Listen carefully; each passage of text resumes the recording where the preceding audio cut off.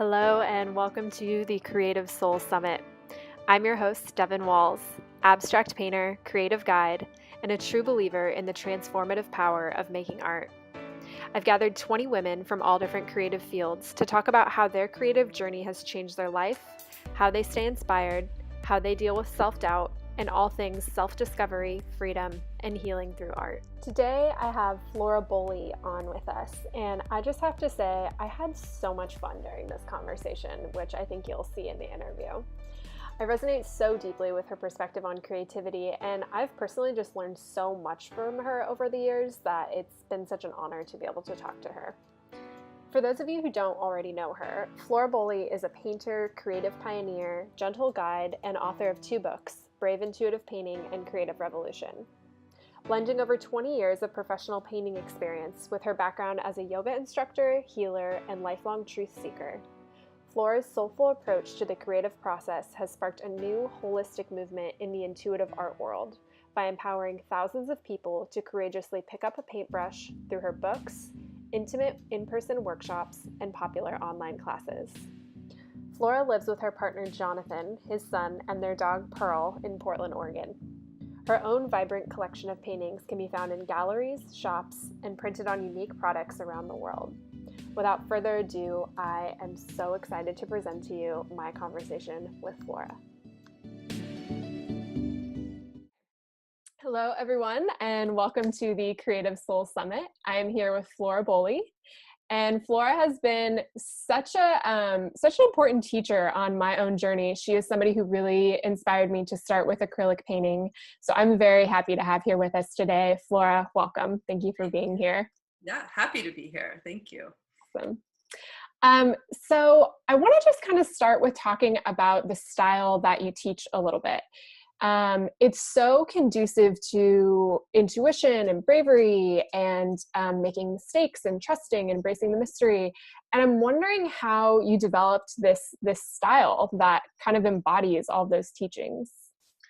Yeah, well, I went for a little bit of background. I did go to art school and get a painting degree. And so I did not learn this style there. I learned a lot of great things in art school, but when I got out of art school and I was just kind of like in my own painting, sphere, I started painting in this like layered process that I work with, because for me, it just felt so much more forgiving and free than having to have an idea that I'm working towards, like sort of like knowing what you want to do before you start. Like that just never, that sort of always sucked the creative like spark out of me, because then I'm just like on this one path trying to achieve something that I usually would never even be able to achieve, right? Like what you have in your head, so I just, it didn't happen overnight, but through years of painting,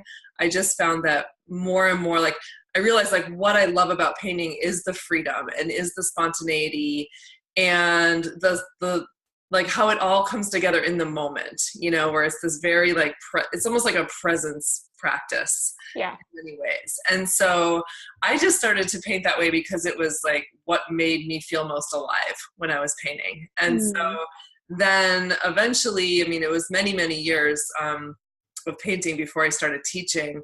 But when I did start to teach, I right away, I could see that this approach, I never like to call it a style, but like this approach was really accessible for a lot of people, including people that didn't consider themselves artists or had never painted before. And so that was super exciting to see that and be like, wow, here's a thing that like anybody can do it. And so I think a lot of people do have that craving to paint, but it feels really overwhelming because it can feel really like you think it's really technical or all these things. And so I basically I feel like I'm on kind of a mission in life to just invite more people into the sphere of being like empowering them with paint and creativity. So the process or the approach really is conducive to that, because I actually felt the same way where I was making art in other ways, but painting did feel really daunting. And so I think like mission accomplished. I know that your work is really doing that. Um, so another thing, like kind of along with your approach, and I know this is a big thing you advocate too, is creativity as part of like holistic well-being. And I was wondering if you could speak to that a little bit. Like why should creativity be like in the health equation, just like diet and exercise and like meditation or whatever else? Yeah, that's a great question. I feel like, well, I'll just say that I am, I also believe in like meditation and movement and diet and all of these things that like you mentioned. And so it occurred to me along the way at some point that when I didn't put the time and energy into my creative practices, I didn't actually feel my best. And I think that's kind of the key, right? It's like if you know you can do something that will make you feel better, then when you don't do it, it really, it's kind of like, well, it is there for you, right? Just like going and doing your yoga class or drinking more water, whatever it is, Yeah. it's like we know these things exist, right? And so to me, it's like when I'm engaged in my creative practice, and sometimes that looks like painting, and sometimes that looks like writing. Other times it's just how I'm kind of moving through my life, is like, am I noticing beauty? Am I interacting in ways that feel really open and curious, so it doesn't have to, I always like to make that point, is that it doesn't have to be like, when I'm painting, then I'm having my creativity, like that basket is full. It's like, no, it can happen in a lot of different ways, but I just feel better. I feel more connected to my own aliveness. I think that's a really major thread, at least for me, is that when I am engaged in a creative process or a creative way of being, I just feel more human. I feel more connected. Yeah. And so that's, definitely. To me, that's important. Yeah, absolutely. I totally agree with that. I have had a similar experience where that was kind of like the missing piece to my health as well. So I totally agree. Yeah. I think so many people don't realize, when you don't know what you don't know, like you don't know anything.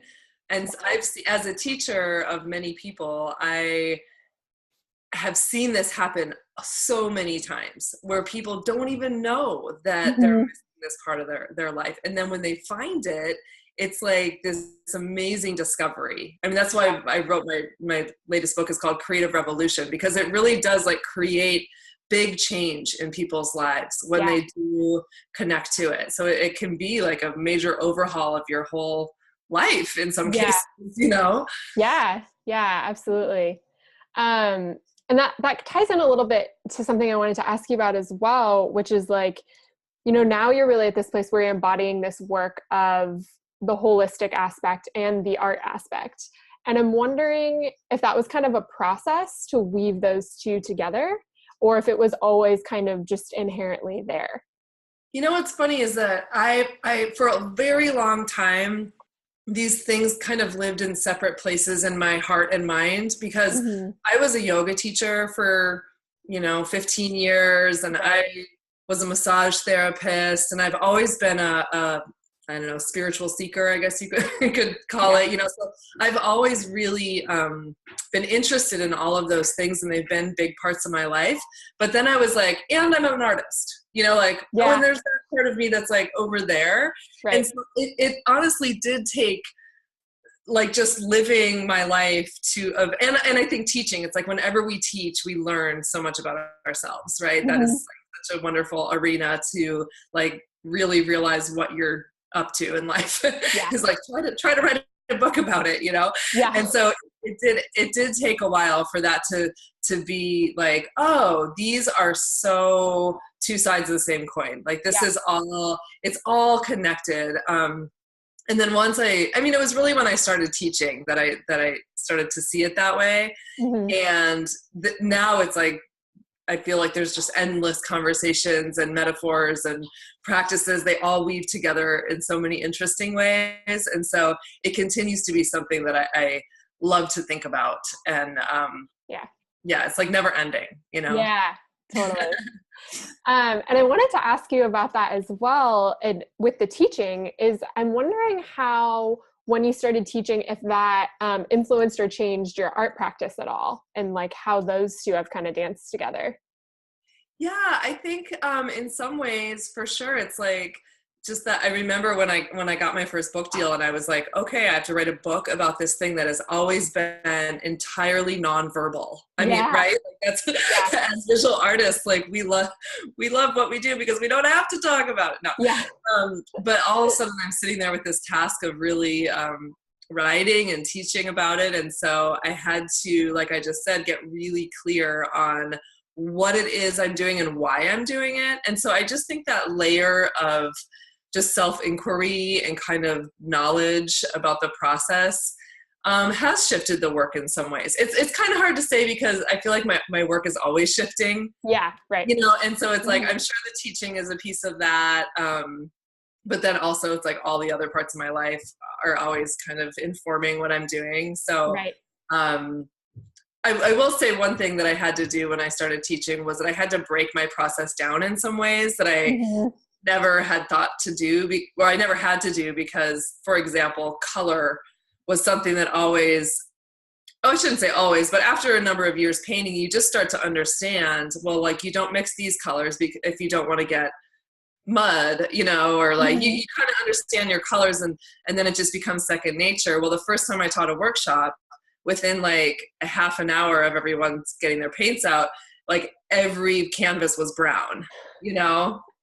Yeah, I can see that, especially with your style, you know, it's like all the approach, it's all the layering. Oh and I'm just like over here going, oh shit, like I need to like talk about color, which now I'm like, of course, but I was so new and nervous and I just learned a lot. So so then I had to come up with I came up with this really simple way, which, you know, if you've taken the course, it's like you divide the warm colors, you do a layer, let it dry, bring in the cool colors, let it dry, you know, so these little tricks were things that didn't exist before I started teaching, you know, a lot of it was just inherent. So I hear what you're saying, because there's an aspect of myself that is starting to step into teaching, or just even being with other people that like I might bring along to the studio, and it's nonverbal until you're trying to offer it to someone else, and that is such a journey in itself. So that's so interesting. You just do it, you know. Like get into flow and we don't for it. Yeah.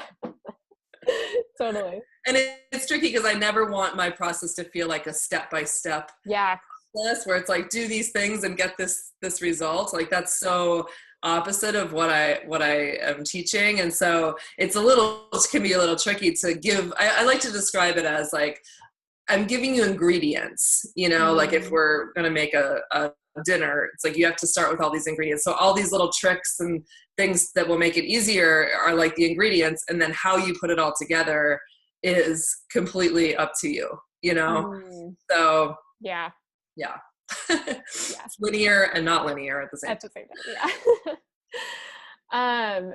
So another thing that I kind of wanted to touch on, and I know is a really big topic right now, I think you just put a blog post out there on it, is this idea of creativity can really heal and change the world. And I know you're also an activist and you're a huge giver. You're really big on community. And I'm wondering if you could speak to that a little bit as well. Like, where does that come from? And why do you think that's the case? Yeah, I mean, it's such a big statement to say, like, I believe creativity can heal the world or save the world, right? It's like, that's loaded. But I really believe it, you know, I really believe that the systems that we've been working with on this planet for a long time, or for even, you know, the last 100 years, a lot of them are failing, right? We can see that if we look at the news. It's pretty obvious to everyone that, like, you know, lots going on like a planetary level, on a leadership level, and so many other things are just like kind of, to me, what feels like kind of a breakdown. And so it's like when anything gets to a point when it's just no longer working, whether that's a relationship or a painting, you know, it's like what that calls for is new ways of thinking about something. And that's what I think creativity is. It's like getting out of the box. It's kind of like rising up above the, you know, the systems that are in place and just going like, what can we do here to actually cause this to shift in a direction that is healthy and healing and whole and balanced? And so that's creativity. And so, you know, I mean, I struggled with this for years because I am an activist at heart, and I do believe in, you know, making change. And so then I would find myself kind of like painting away in my studio going, what am I really doing here? Like, what am I contributing? Is this causing any change? You know, like I really struggled with that. Like, I think a lot of people, right? Like, is this just a selfish pursuit, whatever?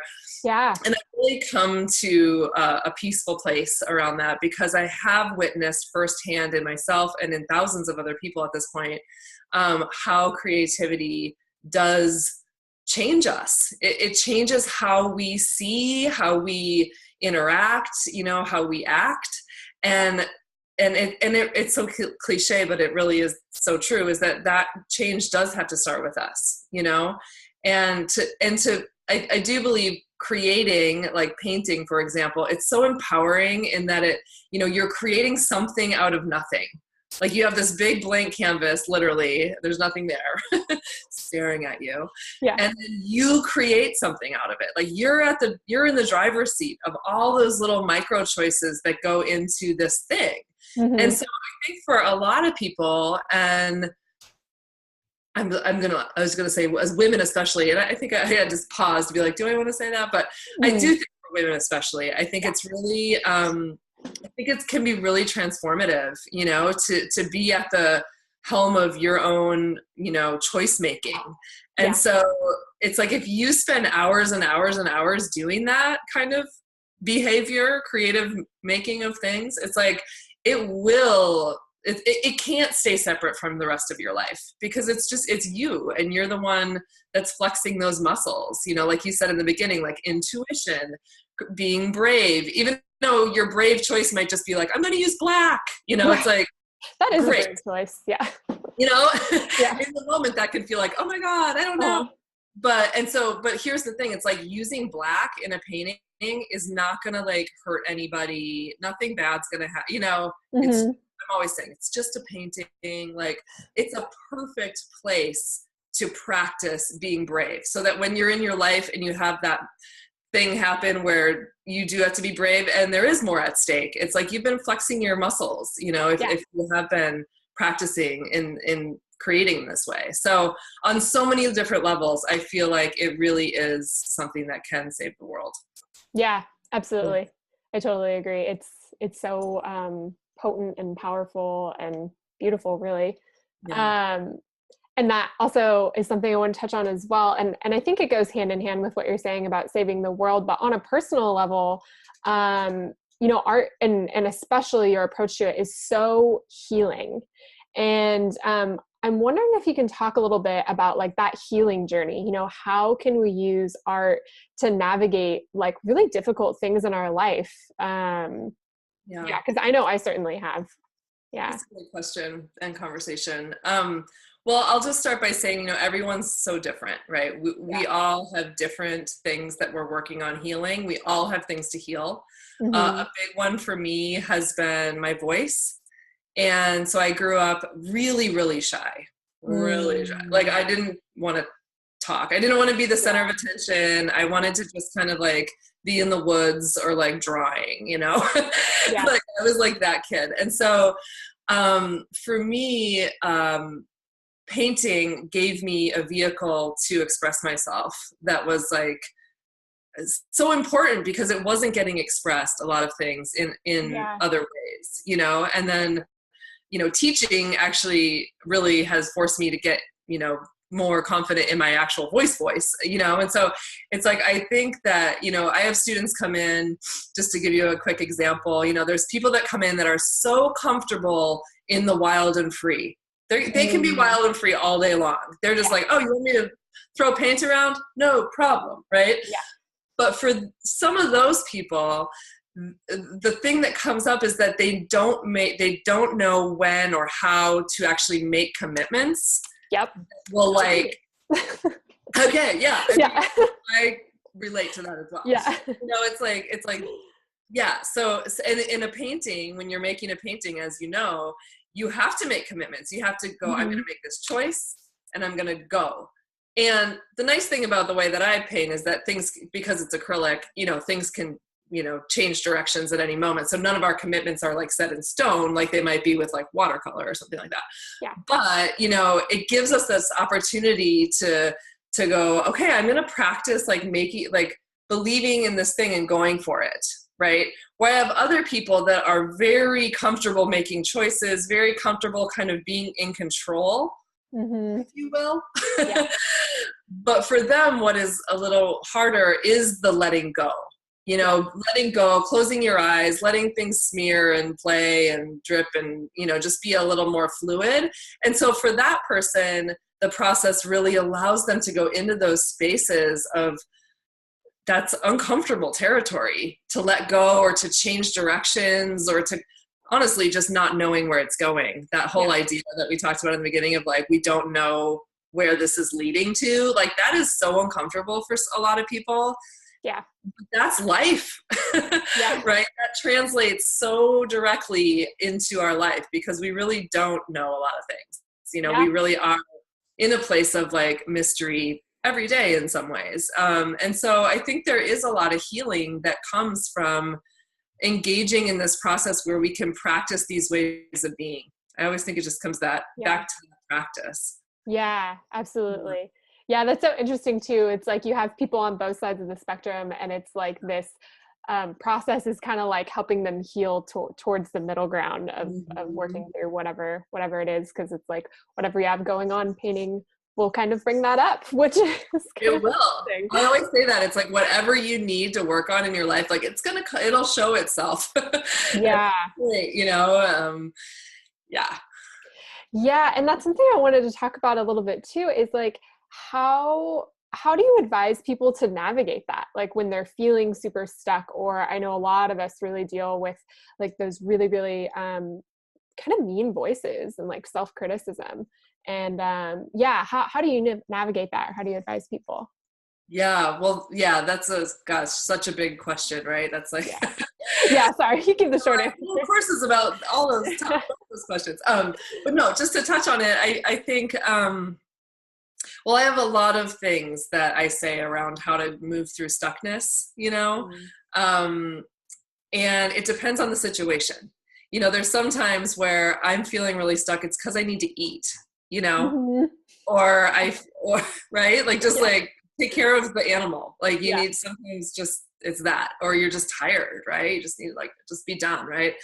I'm a really big fan of working on more than one painting at a time, and that has to do with the drying time logistics of the layers, but also it's so nice to when you get to a place where you're like just not feeling it, and maybe you've tried some of these tricks and nothing's really working, just move on to your other painting. Like it'll still be there, and so like just getting away, I think stepping away from things, getting perspective, focusing on something else, and then circling back is really helpful. I can't imagine not working on more than one piece. Like to me, that's like so important. Music is huge for me. I'm like, sometimes it's like, I just need to change the song, or a lot of times getting back into my feeling, like body tactile place. Yeah.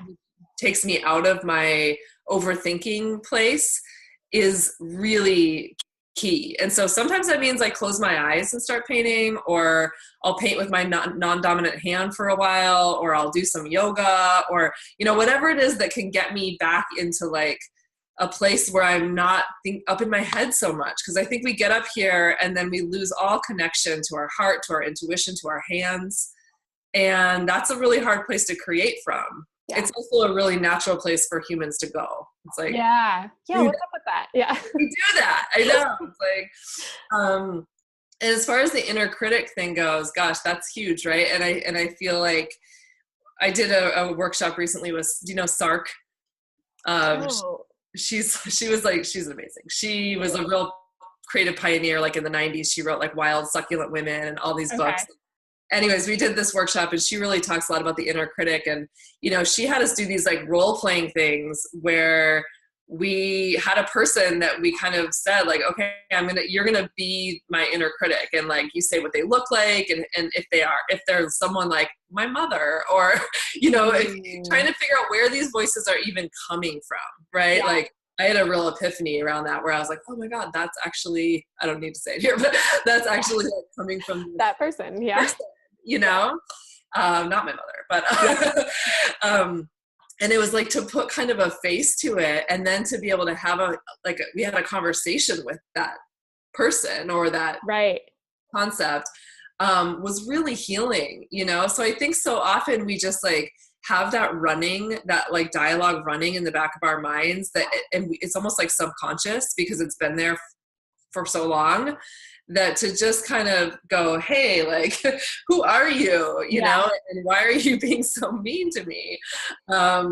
It's really helpful. And, you know, I was just listening to Elizabeth Gilbert talk about fear yesterday in a podcast, and, you know, she speaks about that so well. She just talks about how a lot of these voices have always served us in life, you know, or they I shouldn't say always, but they do serve us in life. They keep us safe. You know, it's like, don't go down that dark alley. Like, these are also our voices of fear / intuition.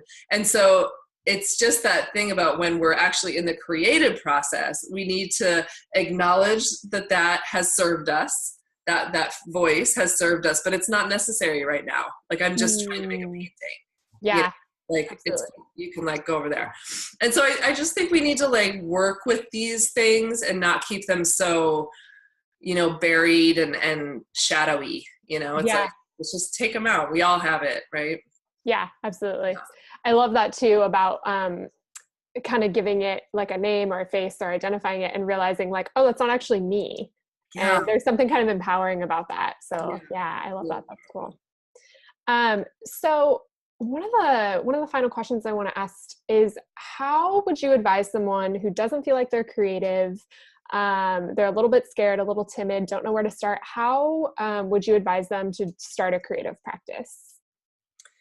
Yeah, it's so easy to just not start when you feel like it's this whole big thing that you have to become good at or something. Yeah. Right? Mm-hmm. Like, I bought a guitar about a month ago, and it's just been like sitting over there, and I'm just like, you know, but once in a while I'll take it over and I learn like one note, you know. Uh-huh. So it's a process, you know, it's a process, and to not be afraid of being a beginner, because that's where you have to start, you know. Mm-hmm. And I think there's so much power in just letting yourself be really honest with what attracts you, you know. So for some people it might not be paint, you know. Yeah. For some people it might be like, I just want to get my hands in clay, or I want to pick up a guitar, or I want to write some poems, or I want to move my body in a new way. You know, it's like, notice in yourself like what truly kind of like kindles that sense of curiosity and desire, you know, and know that that's a something to listen to and something to follow. And then just baby steps, you know, baby steps. You don't need to learn it all today. And I do think finding, you know, inspirational, you know, teachers or books or community is really helpful. I remember back when I did my yoga training, and we was like at an ashram, and so we're all like living there. And at the end, the teacher said, okay, this is the most important thing. This is like parting words. And it was like, the most important thing you can do to keep up your spiritual practice is to surround yourself with people who have a spiritual practice. Yeah. It's like, let yourself be surrounded in those people. So, you know, when I look around my life, a lot of my good friends are artists, you know, we speak this language, and we're just kind of have the same way of looking at things, and it's so helpful, you know. So it's like, seek those out. It might just be online. There's amazing online communities these days. But yeah, that's my advice. Okay. No, I love it. I think that community piece is really huge. And the teacher piece as well. I think that we are in a time where we do have access to the teachers that we resonate with, which is so cool. Yeah. You don't have to go to art school. It's awesome. No, you don't. Don't waste your money. Yeah. So I want to just acknowledge you and say thank you again. Your process is really powerful, and your teachings, and you really embody what you teach as well. So thank you so much for being a leader in this field, and a person to really give voice to those people who like didn't go to art school and want to just explore being creative. I think that that's really important. So thank you so much. You're welcome. Thank you for that. Beautiful. Yeah. Appreciate it. So before I ask the final question, I want to give you a chance to say, like, what's going on for you right now? Where can people get more of you? What do you have coming up? Yeah. So I'm gearing up. I created an e-course called the Creative Revolution e-course, which really took this idea of like, it doesn't have to be painting. It can be creative living, all so many different ways that we can be creative. So I made a whole e-course to support people through those kinds of discoveries, including some art, but it's all stuff you can do at your kitchen table, so it doesn't have to be fancy. And that starts on October 2nd and goes for 6 months. So you can join kind of anytime. And then I've got all kinds of really great free content on my website, lots of online programs, and I do host in-person workshops in Portland, Oregon as well. So it's all on my website. Okay. Awesome. We will link to that below. And I hope one day you will see me at one of your workshops. I would love it. Please come in my studio. Yeah. Oh, that's going to be so exciting. Okay. So the final question is, what do you love about being an artist? So many things, but I'll sum it up by saying the freedom. It's like anything's possible. And I can't even imagine what I'll be doing in 15 years from now. I know it'll be art related, but it's like, I just feel like it's this ongoing, it's kind of like the painting. You never know where it's going to go because it always keeps changing. I just feel like being an artist gets, I feel so lucky to be an artist because I get to just always keep evolving and staying connected to new things. So yeah, absolutely. Wonderful answer. Thank you again, Flora. Thank you. This was fun. Yeah. Thank you so much. And I hope we get the chance to connect again soon. Me too. Thank you so much. Okay. Bye, everybody. Bye.